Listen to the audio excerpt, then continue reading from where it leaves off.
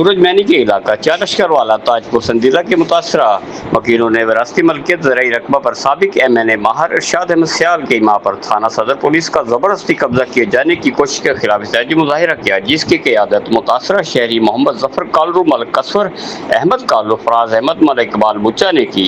जबकि एहतजाजी मुजाहिरे में मलिक रशीद, रहीम बख्श और दीगर ने शिरकत की।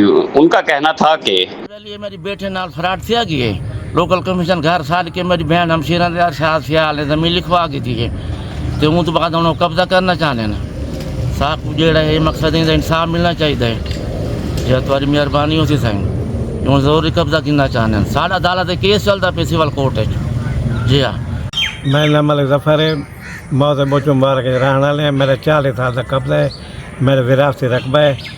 इरशाद सियाल जड़ा है जबरन कब्जा करना चाहता है मेरे मने ते बाकी जड़े है माफिया ते साको जड़े मरियम नवाज जड़े एक्शन गिने ना शहबाज शरीफ भी एक्शन गिने असा गरीब जाते हैं साको तंग के खड़े बड़ा सारा जड़ा है कोर्ट